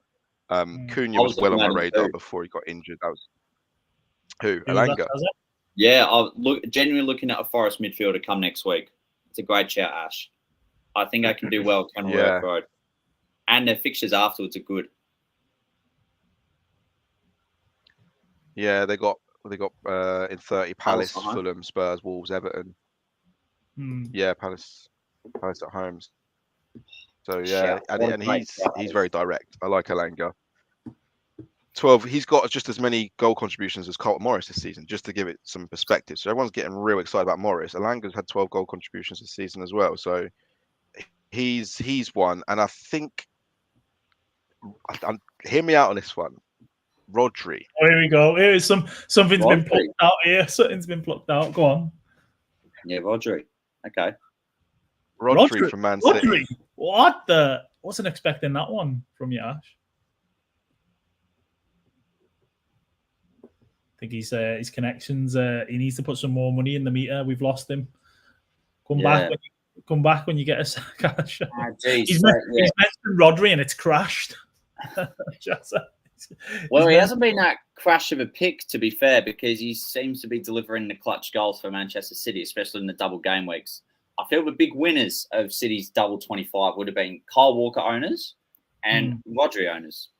Is the best way to put it. Yeah, I mean, Rodri's it's another one of them. He's a Dougie. Am I back? Is he back? Yes, he's back. He's back. Sorry about that, guys. Yeah, you froze, mate. You said Rodri, and then something happened. The internet decided. My Wi-Fi just shut itself. But Chaz has made a good point in terms of like picking City players and so on, like players who you wouldn't normally go for. Maybe they've scored higher, and like Douglas Luiz, I mentioned, is a prime example. You know, you don't expect him to rack up the points, but they do.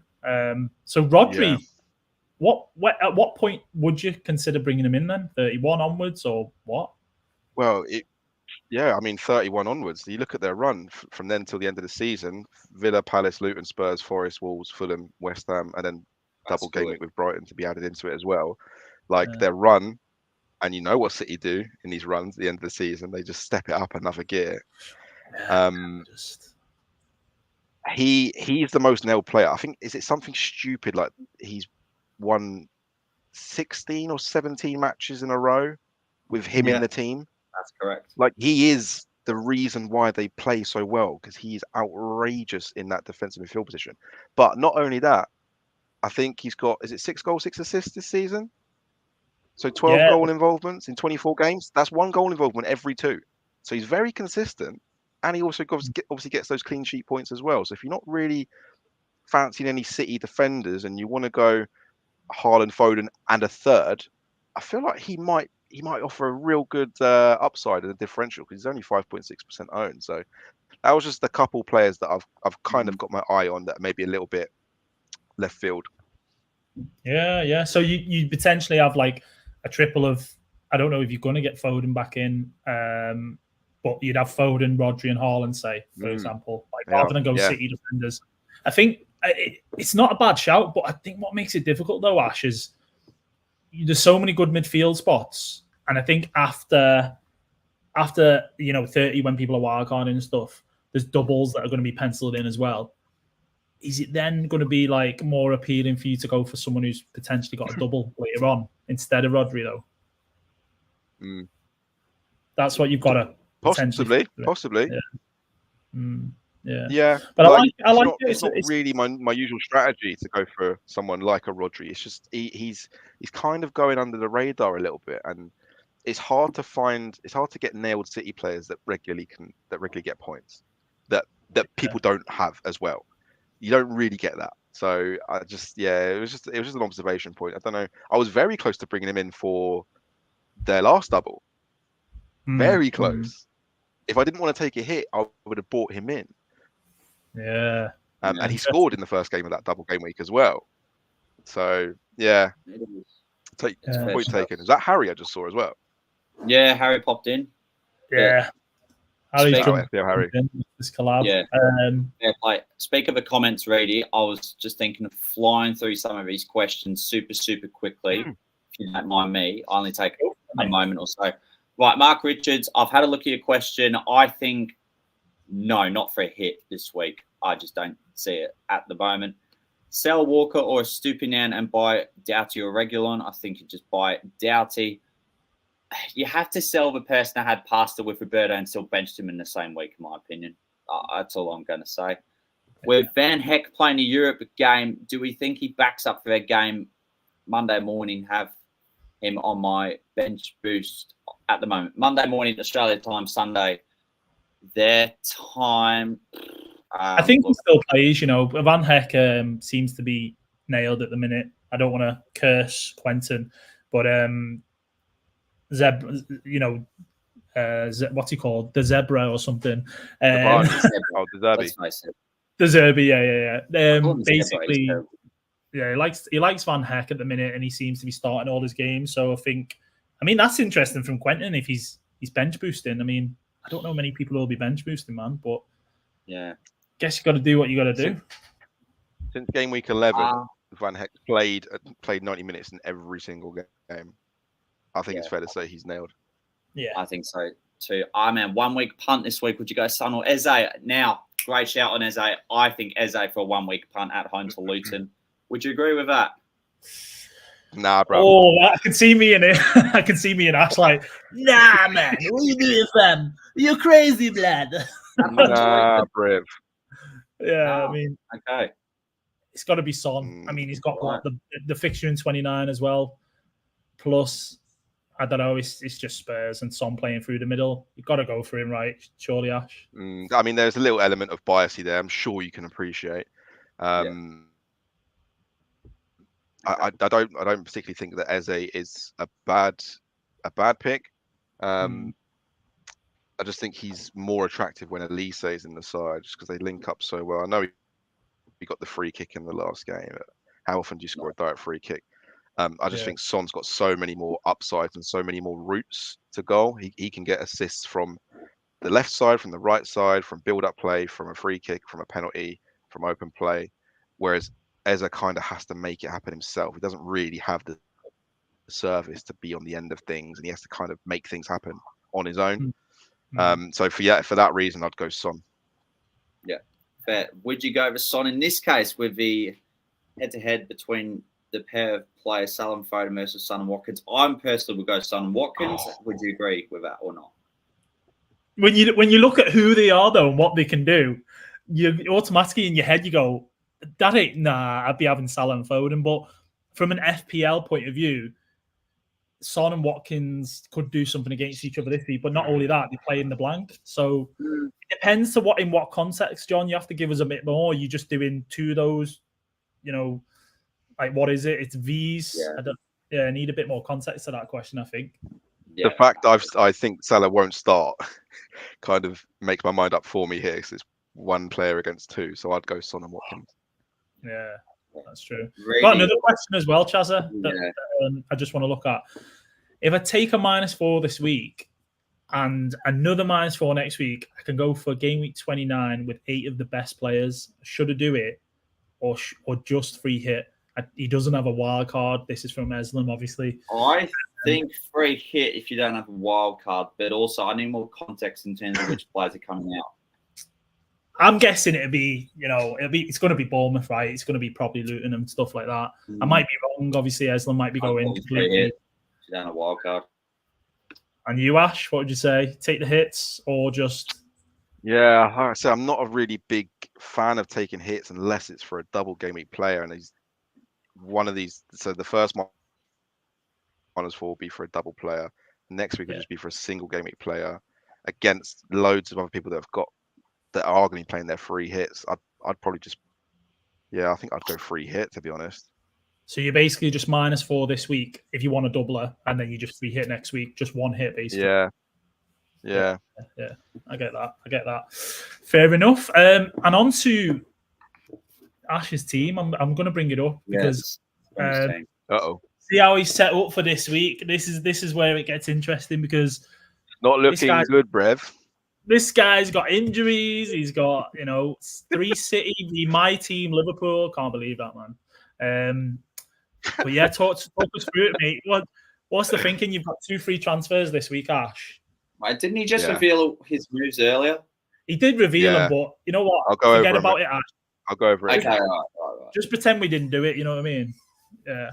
Yeah. So it'll be Darwin out for Morris, Alvarez out for Solanke. They're my 2 free transfers, so I'll have those 2 doubling. And then I'll do Trippier out for Doughty. So that'll be from -4. Doughty's on a double as well, so hopefully that pays for itself.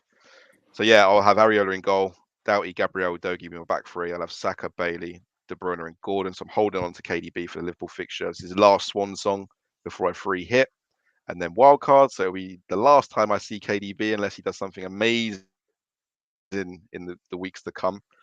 And then the captaincy, I'm torn between do I go EO route and just captain Haaland, or do I just go for a double striker, Morris? I feel like if I go Morris, that's my heart talking. I feel like my head's saying that Solanke should be the captain. So I think that's what's different for you compared to most people this week, isn't it, though, Ash? You're going to bring both players in, but obviously you support one of them teams. So for you, it's a bit of a heart over head, as you said. And like most of us know that people are going to go Solanke because he's got 2 home fixtures and stuff. But Morris, the stats, as you said before, he's doing pretty good. I think you're going to end up he's doing all right. End up backing your boy and going Morris. It's so. Do you know what? I've never had this problem before. I've never had to worry about this. Because Luton have never been in the Premier League, so I've never had this issue of bias. And now I kind of get it when people, if you do support Arsenal, you do support Chelsea, or you do have such a relationship with these players, not only from the game, but just from the natural footballing, supporting fan investment as well. And it does make your decision much trickier. Like I kind of, from an FPL point of view, I wish Luton weren't in the league, because then I wouldn't be making these decisions or second guessing myself. I'd just be going, right, well, that's an easy pick. I don't need to worry about that. But like the start of this season, I've got like players that are playing against Luton who I would normally captain, and I'm going, no, I can't captain them. They're playing Luton. So I'm making these really awkward decisions I've never had to make before, and I'll be honest with you, I've found it really difficult. So I'm kind of leaning towards Solanke. But I'll make a decision probably tomorrow morning. Yeah, and this bias thing, Chazza, right? Well, the bias thing, I completely get it. Just to kind of go through that, it is harder. It does become a lot harder because I don't know if Chaz is the same, but I definitely am like kind of my team comes first over FPL, and I know lots of people speak to people who are the same. Like I know someone who's a Newcastle fan, and when they were playing, it was Arsenal the other week. They were like, I can't captain this player, or I can't. They literally were like, I'm gonna have to bench them and stuff. And I was like, it is mad the way it kind of does that to you. But I guess in some ways that even though we probably sat here most of the time, we're never gonna probably win FPL, but that the bias thing comes into Not it with that attitude. They say FPL club I support, real life in that order. So you go FPL first, Chazza? Oh my! I probably do, yeah. Oh my God! What's he done? What has he done? Wait, what team do you support, Chaz? Arsenal. Traditional Australian team. Oh I hope you was born in North London. No, I wasn't. Sadly, so yeah. All right, Interesting question, actually, Chaz. Even some of your family from England are from Devon, right? So, do any of them support any football teams? That's all. My mum goes to Tottenham. Oh wow, big rivalry, right? Arsenal, Tottenham. I know. Yeah. Wow, but yeah, it does make it tricky. I think you're making the right moves. I think that's fine. Trippier's out for a period of time. You know that. The only thing is. So if you're, you're free hitting next week. So Chan's not even a problem really, because who would you bring in instead? You've got to go for Morris and Solanke and then Doughty. It's pretty much. You're bringing Cole Palmer in soon. Yeah, I got rid of Cole Palmer for the when he had the blank game City and then the blank. Yeah, City then the blank. So I took him out for when he played City, which he did blank that game week. So that was a good move. But I kind of everyone's got Palmer. So I'm looking at it from the point of view of I'm better off not having him and going for somebody else who could be a differential and offer me upside than having him and it doesn't really do anything for it. He's like a shield, right? Whereas I'm at this point of the season where I'm just looking, I just want daggers, mate. I'm from Luton. I want the swords out. I'm just looking for attacking routes now and less of the shields. We've done the period of shields, protecting rank. Either we're going to go for it and try and get to that top 50, top 10k, or we just play safe all the time. So that's in my mindset at the moment. So Palmer's probably not on my radar at the moment just because of his high ownership. Wow, interesting one. I mean, I'm quite happy sticking with Bailey. Yeah, I think Bailey's a solid enough pick, and Palmer plays Newcastle, who we all know how bad defensively they've been this season. They've not got Trippier now, so they probably lose a little bit of that attacking threat as well with Trippier, how good he is with crosses and so on. But yeah, I don't mind that at all. Someone like Bailey, you've still got Gordon, who's really been like pretty good, and if not better than we thought this season. Almost similar in terms of Cole Palmer. Those two being young players who are doing really well for the teams. But yeah, man, what I find mad is what you said. I've got Haaland, and I don't know who I should captain out of Morris or Solanke, say. And earlier on, you were saying it's almost like if you've got Haaland and you're not going to captain him, should you even have him?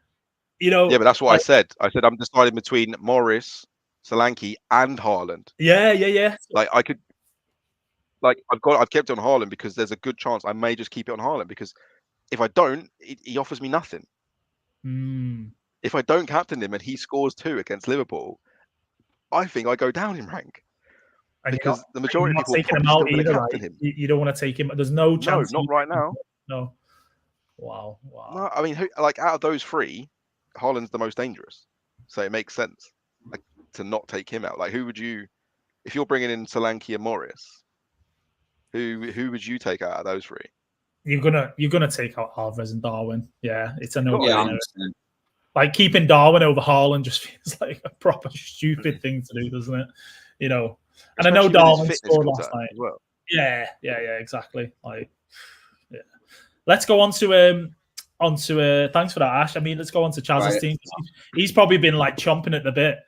Come on, get to me, show my team, man. I kind of was at that point. Yeah, I agree. So this is how we were looking before transfers. 2 free transfers, 2.8 million in the bank, and I've been thinking of these moves all week.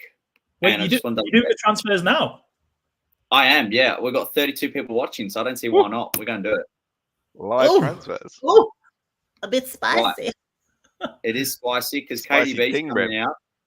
And we're going to go different. We're going to go Mohamed Kudus in. Oh.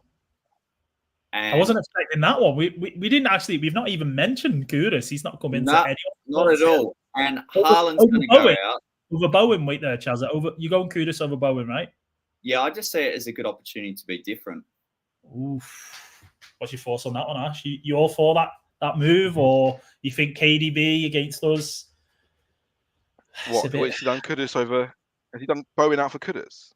Nah, KDB out for Kudus. Oh, yeah. Yeah, surprising actually. He's not really come up in this conversation. He was another one that came up on the on the show on Tuesday, on the live show on Tuesday, his goal to games is something stupid. He's like another Jota because he hasn't played that many. You kind of forget about him a little bit.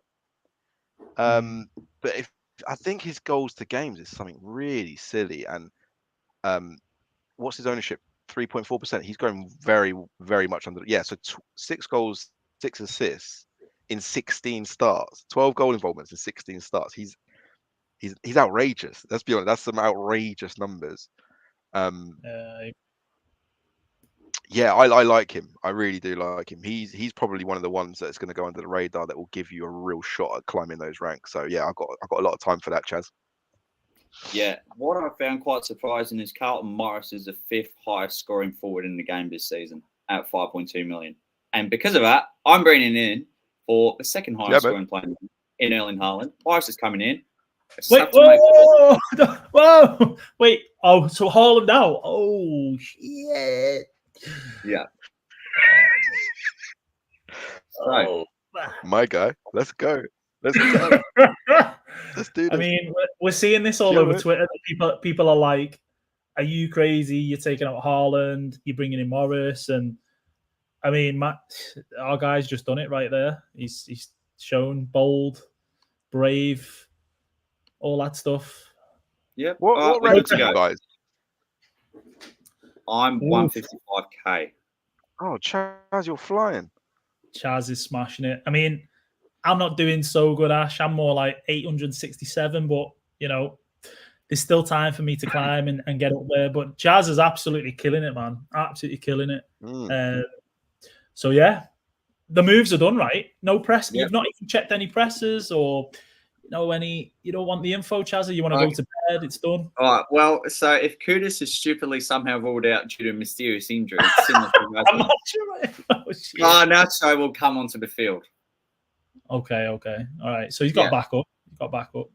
And as it stands, I've got 8 for next week and won't be playing the free hit. So I'll taking a hit with and fielding 10 for next week. Nice. So how many doubles you got? You got 1, 2, 3 doublers for this week. Yeah. Would you say that's probably enough? He's got the 3 main correct guys. doublers. Yeah, right. No hits. Still got what? Free hit and wild card, Chazza? Free hit, wild card, bench boost. Yeah. Bench boost as well. Oh my god. Sorted. Absolutely sorted. I guess that takes us over to Matt. Sorry. No, wait there. So Captain Solanke as well. I was just double checking on that one, Chazza. You're captain in Solanke this week. I'm tempted by Carlton Morris, to be honest. Oh, here we go. Don't be saying that just because Ash is here, man. Come on. I actually don't be saying that. Carlton Morris could outscore a Gammy Knee Dom Solanke, but I think Solanke just due to the shield approach. Yeah, the shield approach, Jesus. This is how I'm going this week, boys. Wild card's been whipped out. You know, I've got no free hit, so I was going to be going into 29. I think it was with five players or something. Shit like that. I'd have to be taking hits as well. That was another thing. But this is how I'm set up for this week. How much have I got in the bank? I'm on the bench. Are you for real? I am for real. Yeah, you've got a bit of a benching headache here. 12 points in the bank for Haaland and for Salah, by the way. So game week 30, I can get Salah. Game week 31, Haaland for free. 29, I think I'm going with 9 players, I think it is, rather than because obviously, like, I could take Palmer out, I could get Barkley, I could get Alanga or whoever, but I just don't think it's worth it considering how long I've held him for and the value. And also, he plays Burnley in 30, great fixture for Chelsea at home.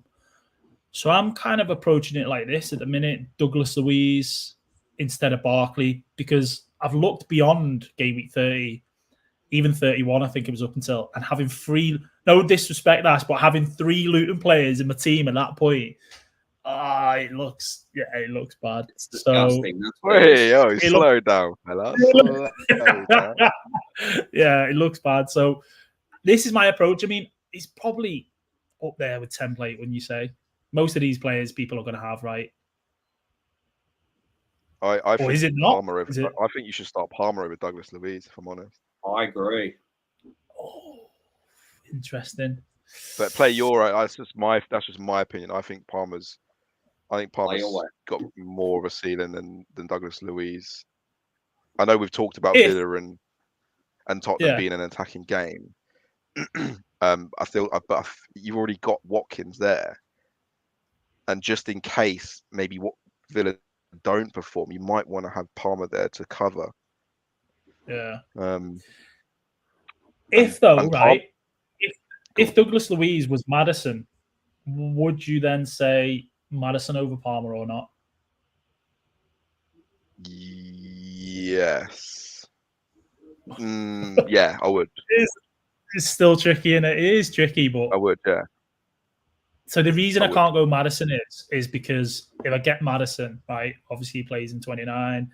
I think Spurs play you boys in, is it 30 or 30? Might even be 30. Yeah, play Luton in 30. So some people will be like, that's a good fixture for Spurs at home and so on. But it doesn't allow me to then get Salah and Haaland back. It doesn't give me the money. Whereas if I go cheaper, then, I've got that money and I can take out Bowen, for example, for Salah, all that sort of stuff. But I've not actually, until you've mentioned it, not actually thought of starting Palmer. I was always going to bench him this week. Wow. So it's interesting. I think obviously Douglas Luiz offers you the more upside in terms of gaining rank. If he goes off and Palmer blanks, it's better for you. But from a probability point of view, I think Palmer probably gets more points in this game week, just because he's so integral to what Chelsea do. Like we've talked about Villa having so many different outlets with Watkins and Bailey and Douglas Luiz and McGinn and even the fullbacks, whereas Chelsea, it really is, if Palmer plays well, Chelsea have a chance. If Chelsea don't play well, Palmer, he still might pop up and get something. And like he got the penalty, I think it was against Villa, wasn't it? They won 1-0. He got the goal. He got the free bonus, and his goal involvement is a joke. I think it's 1-in-1 in terms of starts. What is he? 18 starts, 18 goal contributions. So yeah, I think he gets more points this week. That's the safe pick. Douglas Luiz is the brave pick. So how are you feeling? Are you feeling lucky, punk? Well, there was a point this season where I had a decision to make of bringing a midfielder in. I can't remember which game week this was, right?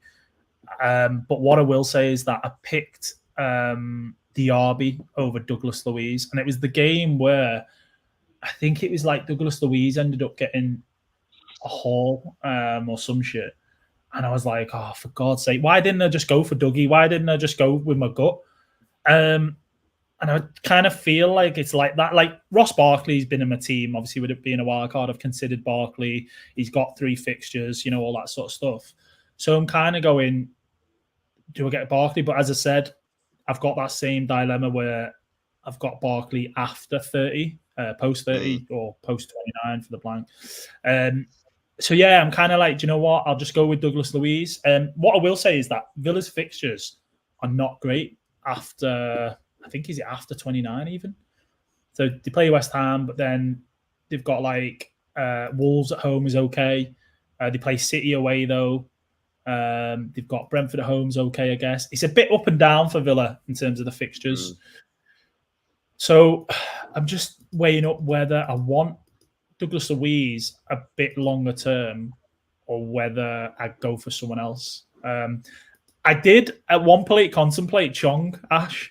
I did put him in, I did put him in, Yeah, I was like, look at this guy. Maybe I'll go for Chong. Everyone's going for Barkley and stuff. But it's the same thing again. I've got 3 Luton and then I'm kind of stuck for going and having to do extra moves. So it is a bit of a tricky one with that final spot because it is literally a final spot. Everyone else is done. Everyone else who I've picked in this team is pretty much done because of 29 and like, what moves I want to make in future. Yeah, man. Yeah. So you've used 2 frees. You haven't got any more free transfers now, right? I'm on a wild card, mate. Oh, sorry. Yeah, right. wild card. Yeah. Okay. So, so I'll have a think. Obviously, I've got until I think it's 11 tomorrow. Yeah, the deadline's tomorrow at 11. So I've still got time to think. Chong, obviously, bro. Go Chong. Do it. Go Chong, baby. Yeah, man. Let's see if we can peer pressure him into it. Get Chong on it. Get I your mean, that fluffy hair of his is just so appealing. You know what I mean? Like, he's got a snide muzzy. He's like you with like just got out the shower, basically, Chazza. Like with that hair. Yeah, that's right. Yeah. Yeah. So I don't know, man. I'm gonna have to decide because if I bring someone in, they've got to start. Otherwise, I just bench them and play Palmer. You know what I mean? If it's Chong, obviously, I'm going to play him because he's got 2 fixtures. But yeah, of course, I've got to kind of decide who that extra player is because, you know, I want Salah, I want Haaland back, 100%. So yeah. wait, I don't think I missed what you're doing for 29. Are you 29? I've got no free hit. So you've got himself 29. Yeah, 29. I've got 1, 2, Solanke out for Tony. So it'd be 1, 2, 3, 4, 5. Whoever this is, 6. Van der Ven 7. Reguilon 8. Doughty 9. I'd have 9, basically. Right. So I'm going to go cheap with Kelleher instead of Areola, which I know some people be like, well, why don't you just get Areola? But I mean, West Ham v Villa. Do I see West Ham keeping it clean or something? Probably not. And you know, I think the time to go different is probably now if I'm going to do it, especially because I'm like 800 OK, right? I've got to do something whereby I try and at least go a bit different, right? So yeah, Colm's saying Douglas Luiz is miles better at home than away. 3-game Morris, yeah, v Haaland 1 game. Yeah, that's been a big Twitter conversation this week, Morris and Haaland. Yeah, man. I mean, you've done it. You've done it. Yours is boxed off, mate. Morris is in now, isn't he? So, yeah. But that's me, boys. I mean, in terms of the wild card, I'm pretty much there. Probably just one more pick is that player. So it might end up being a 3rd Luton. It might end up being. Oh, I don't know. The options are mad, man. They need to play in 29, but they need to be someone who's good. Because, for example, in game week 30. Villa play Wolves at home, so that for me, for I'd play Douglas Luiz in that game. Do you know what I mean? What about Elanga? Yeah, man. Like, but then I'm going what Luton defense in 29 with Doughty. Does it matter? Just go Elanga but Doughty instead. Like I said, Doughty ain't there for the clean sheets, my guy. Doughty's there for the attacking returns, and the clean sheets is a bonus if he gets one. This is exactly what I said to Ad. You know, Ads from Black Box. He messaged me before the Villa game. He's like, do I do Gabriel to Doughty for a -4? I said, no chance. He said, what, do you think Doughty keeps a clean sheet? I said, Doughty ain't there for the clean sheet. So you're lucky if you get a clean sheet, but he's there for the assists and the goals. He said, what do you think the score's going to be? I said, we probably lose by the odd goal. What happened? We lost 3-2 by the odd goal. Doughty gets an assist. He listened to me, and it worked out. Doughty's not the clean sheet guy. This is not the season for clean sheets. It's not. It's the attacking returns, isn't it? Alanga then. Yeah. I mean, good fixtures for Forest. I think I'd keep all. So 30, they play Palace at home as well. Fulham at home. Yeah, all right. Spurs away, but then Wolves at home. They have really got some good fixtures, to be fair. Spurs away ain't that bad, and City at home is probably is the worst fixture. The rest of them are all very winnable, and they're in a scrap as well. They've got this looming threat of this 10-point deduction. They need points. Brighton as well a little bit. But all right then. So all right. So there's Alanga's in, right? So I've brought him in for now, right? In terms of, would you still then play Palmer over Alanga this week, or what? That's the issue. Don't know one's Palmer over Alanga. I just like, just get Palmer in, mate. Stop messing about. Stop messing about, wasting our time, and just play Palmer. Oh my god, mate. What do you think, Azza? You think Palmer as well? Palmer on field. Yeah, probably gonna have to do it, innit? It's so boring though. But I mean, like, yeah, I guess it does make sense. Douglas Luiz, go for Alanga instead. Once Douglas Luiz get a brace now. Oh, do you know what? And you're going to be blaming me and Chaz, right? gonna happen, isn't it? It's gonna happen because it's just typical peak FPL, as they say. Well, that's enough of our teams, I suppose, boys. I don't think there's anything else. We've covered a lot. Obviously, it's getting on in the day, especially for you, Chaz, mate. It's nearly bedtime, isn't it? Nearly bedtime. The one thing I want to do just before I forget is just obviously want to say, as usual, big thanks to our sponsor, Bonus Bank, Australia and New Zealand's biggest side hustle. Obviously, it's not just in terms of taking advantage of bookies, promotions and things like that. It is also clean sheet probabilities, first goal, stuff like that. So it does come into context with FPL, if you want to help you make them decisions. And they do have as well, like welcome offers, things like that. So, it's free to use, but if you do want to get 25% off, you can put the code FPL Addicts and you want to go premium, feel free to do that. But yeah, thank you to them, as I say, as always. But other than that, Chaz, I think we're gassed out now, isn't it? There's nothing else to really to discuss, man. Just want the game week to come, don't we? Captaincy, come on, mate. Oh, I nearly forgot. No, you just didn't want to do the segment, mate. Come on, I'm here. Come on, let's go. Let's go. That's it. Okay, Haaland out. This is exactly what I did. And as a hint, he is not featured in this captain's corner. We start off with Dominic Solanke, who, as we mentioned, has got such a plum double game week at home to 2 of the 3 promoted sides and is the most bought player heading into the deadline with nearly 500,000 transfers in. He has surpassed his career high haul of 130 points under Oriola with 14 goals and 3 assists. However, his form hasn't been as impressive recently with 1 goal and 2 assists in the last 4 game weeks. 3 fixtures after the international break are all rated as a 2 on the FDR. So even after this game week, it may be worth holding into him. Both of his opponents are on the 4 worst sides in the league for conceding away goals. Dom Solanke has been directly involved in 49% of Bournemouth's goals scored in the league this season. The second one, who I just put the vice captain on, rightly so, Carlton Morris. And arguably, he is the most informed player of all the double game week options. Since returning to the lineup in game week 22, he's managed 4 goals and 2 assists from his 6 outings. And Morris's 39 shots in that time is just 1 fewer than the player who was just transferred out in Man City's Erling Haaland. Morris got an assist in Luton's 2-1 home win over Crystal Palace in November early in the season, which ended being Luton's first home league win for the campaign. Palace have kept just 3 clean sheets at home all year, and Bournemouth have conceded in each of their last 5 home outings. However, there are strong single game week players candidates for the armband, and we see sometimes single game week players can outscore the doublers. Bukayo Saka, who's the highest scoring midfielder in the game, has had 7 goals and 2 assists in his last 6 game weeks. Brentford have conceded 2 or more goals in 9 of their last 11 league matches.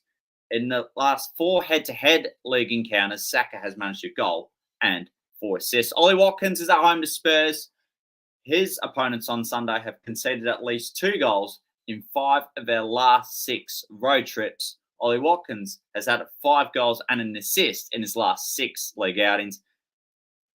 Furthermore, he scored the winner in Villa's 2-1 away win at Hotspur Stadium in December. And last but not least, we just spoke about this person in Reedy's FPL side on whether he should be on the bench, whether he should be out on the paddock.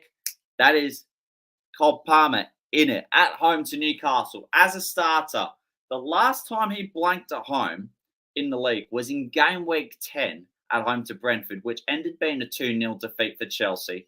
But since then, he's managed 4 goals and an assist in his last 4 home games. And since his game week 7 debut as a starter for the Steaming Blues, his 51 shots, 22 shots on target, and 8 big chances are all team-leading totals of all Chelsea players. May your arrows be green, and more importantly, pick the armband option wisely.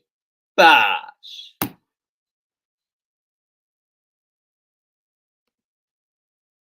Jazza, brilliant, mate. Brilliant. Captain's corner, smashed out there. I nearly forgot. Apologies, mate. And you were just like, hold on a minute. 1 sec. Yeah. Some great captain shouts. I think Solanke and Morris are going to be up there with the most popular. Are you going to go against Haaland this week? Before we do any wrapping up, though, I just want to know, this is probably the biggest question of the week, right? Oh, no. These are the decisions that people have got to make that we don't even, really want to go down that path. Well, I'm thinking Kluivert. Ash? Neither. I'm going to say... Is that a legit answer? Can I say that? Hey? Is that a legit answer? Can I say neither? Yeah, that's legit, mate. That's legit.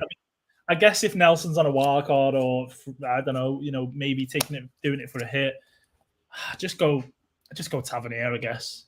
Tavernier's blanked in 7 weeks in a row. If I was going to leave for one, it'd be Kluivert. It would be. Ooh, is he just in Kluivert? Hey. That was so bad. But Tavernier's got 73 and Kluivert's got 58 points over the season. But yeah, you are right, Ash. Tavernier's not got a return since game week 20 against Spurs. It isn't great. It isn't great, Nelson. But listen, whatever you decide, mate, best of luck. For this game. It's like choosing between a shit and a turd. Yeah, exactly. That's right.